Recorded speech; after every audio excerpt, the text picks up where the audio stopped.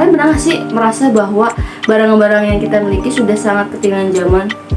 Apa kalian ngerasa, oh pasti banget ya. Pernahkah kalian merasa iri pada teman-teman yang mempunyai barang yang lebih bagus dari milik kalian? Oh tentu. Assalamualaikum warahmatullahi wabarakatuh. Kembali bersama dengan aku di channel YouTube Amalia Nurzahwa. Nah, kali ini aku akan membawakan sebuah dongeng yang berjudul, sebelumnya perkenalan dulu ya. Aku Amalia Nurzahwa, mahasiswi dari UIN Syarif Hidayatullah Jakarta. Oke, hari ini aku akan membawakan dongeng yang berjudul Sapu Terbang Gombu. Gombu memiliki sapu terbang, tentu saja karena ini cerita tentang penyihir ya. Karena semua penyihir itu punya sapu terbang. Sapu terbang adalah kendaraan para tukang sihir. Nah, benda itulah yang akan membawa para tukang sihir kemana saja mereka mau. Nah, sapu terbang Gombu ini bergagang bundar besar, warnanya coklat tua dengan ijuk hitam yang kasar. Sapu terbangnya memang tak secantik sapu terbang teman-temannya. Kadang juga Gombu itu iri pada teman-temannya yang punya seperti milik Feve yang cantik. Nah, sapu terbang Feve ini bergagang putih bermotif polkadot merah muda. Ijuknya juga berwarna merah muda. Bentuknya cantik sekali. Nah, lain lagi dengan sapu teman satu lagi, namanya Cica. Sapu terbang Cica ini berwarna seperti pelangi dengan pita besar dan di ujungnya ijuknya berwarna biru laut. Oke, cantik sekali. Nah, kemudian teman-teman itu pernah mencetus, apa kamu tak ingin memiliki sapu terbang cantik seperti kami, Gombu? Gitu.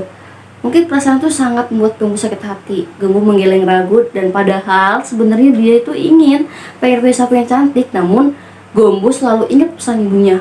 Badanmu itu besar, kamu butuh sapu terbang yang besar dan kuat. Selain itu, sapu terbang Gombu ini ternyata teman-teman warisan neneknya yang sekarang sudah pensiun, tidak lagi memakai sapu terbang tersebut. Neneknya pernah berpesan pada Gombu agar menggunakan sapu terbang itu selamanya.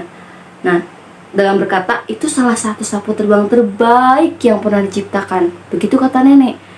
Namun, lama-kelamaan Gombu tak bisa menahan rasa iri teman-teman pada sapu terbang teman-temannya. Jika mereka meletakkan sapu terbang di depan pintu kelas, sapu terbang Gombu yang kelihatan itu sangat dekil karena pandangan teman-temannya. Kemudian ada yang mencetus, Gombu, apa sih bagus sapumu? Kadang ada saja yang teman-teman yang tuh yang menginjeknya. Nah, suatu hari Gombu tuh mulai merengek pada ibunya. Bu, aku malu, sapu terbangku selalu yang paling jelek. Belikan aku sapu terbang baru ya, Bu, gitu ya. Ibunya hanya mendesah resah. Tapi sapumu itu amat kuat, Gombu, kata ibunya. Sapu buatan sekarang tak ada yang sekuat itu. Akhirnya Gombu dengan kesal hatinya gitu, Gombu tak mau mendengar penjelasan ibu. Nah, akhirnya berkata, ibu, pokoknya kita harus ke toko sekarang. Nah, akhirnya ibu Gombu mengalah. Lalu Gombu dan ibu pergi ke toko sapu terbang. Sayangnya gak ada sapu terbang yang cocok teman-teman sama ukuran tubuhnya. Kemudian kata pemilik tokonya, nanti kamu malah celaka loh memakai sapu terbang yang tidak sesuai dengan ukuran tubuh kamu. Bu merengut. Dia memaksa untuk mencoba naik salah satu sapu terbang yang dia suka ketika di toko tersebut. Lalu pemilik tokonya berkata, jangan gitu ya. Lalu terlambat, akhirnya terdengar bunyi prak, sapu itu patah teman-teman. Gombu hanya terduduk di lantai, wajahnya meringis, pantatnya sakit sekali yang dirasa.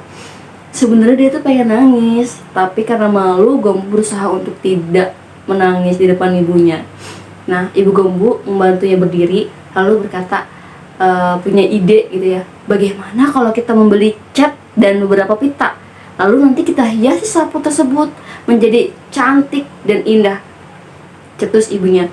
Akhirnya Gombu terpengaruh dengan saran ibunya, berkata, bener juga Bu, gitu ya, ide yang keren tuh.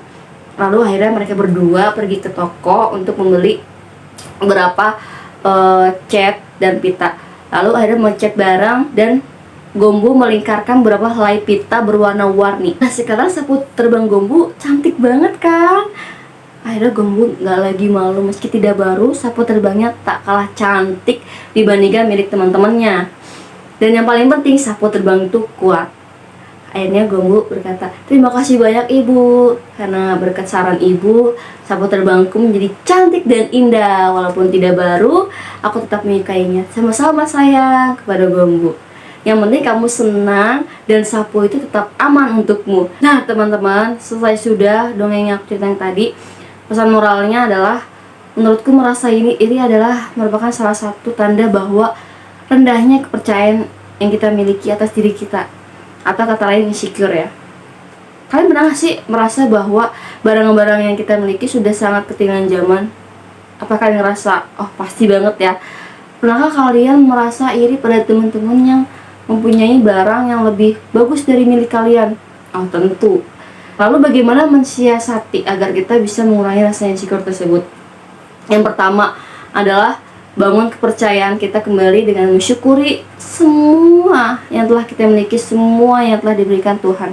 Karena memang kalau rasa syukur aja gak pernah dilatih, bagaimana belajar lebih bersabar ketika dihadapkan oleh kejadian di luar ekspektasi kita? Tentu menyakitkan, bukan?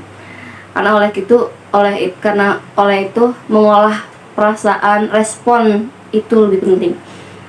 Nah yang kedua adalah, jika kita ingin mengikuti suatu budaya atau bahasa sekarang tren, kita bisa berpikir ulang atau mengolah pikiran kita bahwa apakah yang kita lakukan ini adalah hanya bentuk kebahagiaan diri sendiri atau menghibur diri sendiri, atau karena hanya takut ketinggalan teman-teman dan takut dibilang kuno segala macam, gak ngerti tren. Pokoknya itu harus dipertanyakan kembali dalam diri sendiri sih teman-teman. Yang ketiga, ketika memiliki barang yang tidak dimiliki oleh orang lain, atau mungkin barang kita lebih bagus, mungkin kita merasa seperti itu ya. Di situ kita nggak ada hak untuk menjudge atau mengejek barang orang tersebut, karena kita nggak pernah tahu apa sejarah mungkin ya, atau makna barang yang orang lain miliki.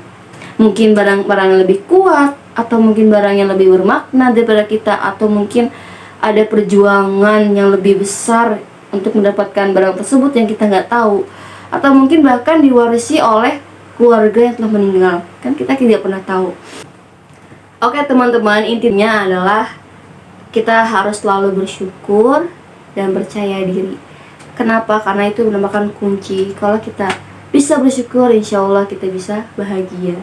Kalau kita percaya diri, insya Allah kita gak merasakan insecure yang gak jelas. Kita selalu berfokus pada hidup kita dan menjadikan hidup kita bahagia atas diri sendiri, buat kebaikan untuk orang lain. Terima kasih yang telah menonton.